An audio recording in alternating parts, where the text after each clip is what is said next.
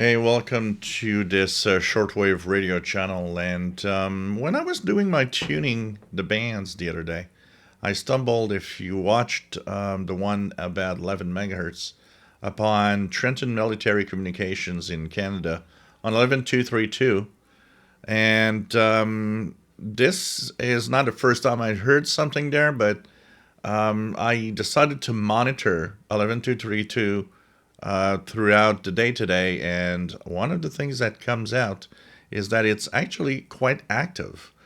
So it seems to often be with planes in flight, so probably like CF-18s and stuff like that that we have in the U.S. Army. It could be also one of these big planes for bringing all sorts of stuff around.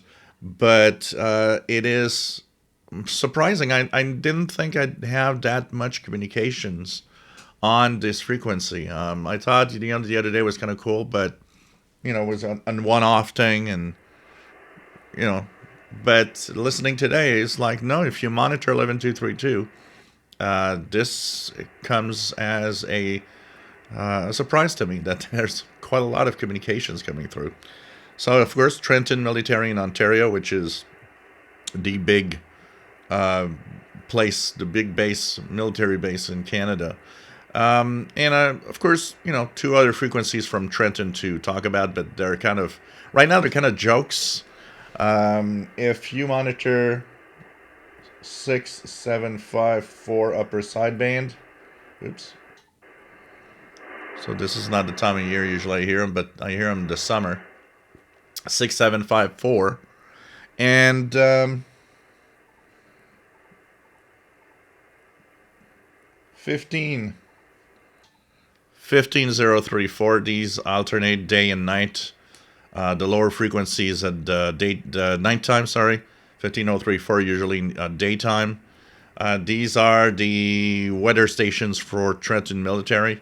But like I said, lately they've been kind of a big joke because they're just reporting, saying no report received from anywhere, which kind of tells us that maybe they're not used anymore. I don't know why they're continuing on the bands if they're not used.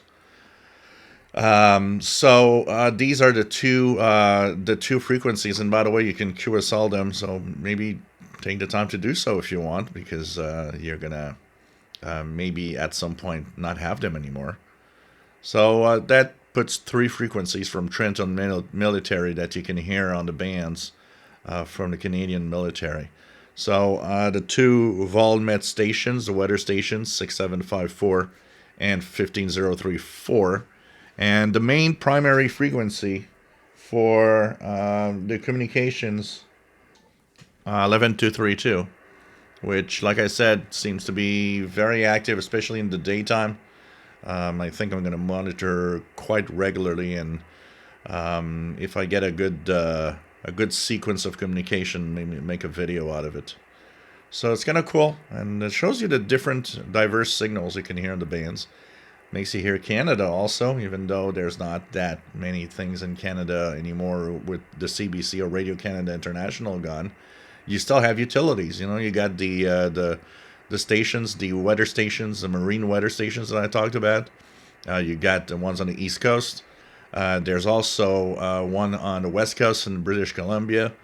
There's Iqaluit, and a couple of other Nordic places. Note that December 31st is the end of the Iqaluit broadcasts. They are coming back only in May after that, somewhere like in mid-May, because in the wintertime not much is happening, and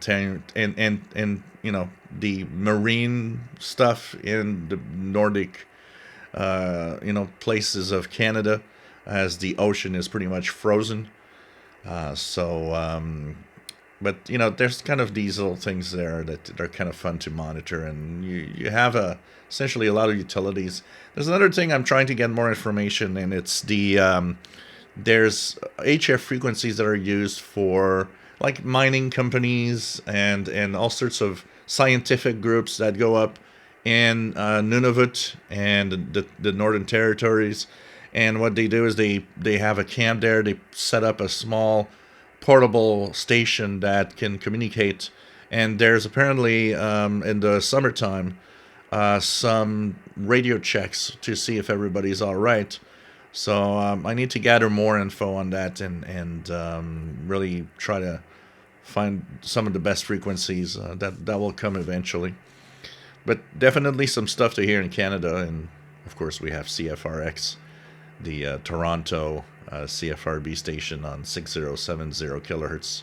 The last outlet from a medium wave AM station that is on shortwave. So check it out. Lots of little signals here and there, and this is also what most countries have. We think that there's no more HF coming out of I don't know whatever country that has gone from shortwave, but in reality, there's tons of other stuff that actually pop up on the shortwave bands in terms of communications, local communications. Here also the bush radios, if you want, where they're still used actually when guys go on a fishing trips and stuff like that. They go hunting up in northern areas of the province of Quebec.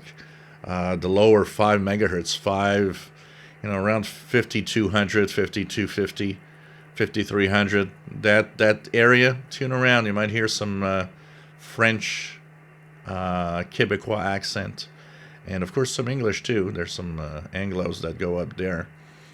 So check it out. If you enjoy my videos, please subscribe, give us thumbs up. Thank you for watching.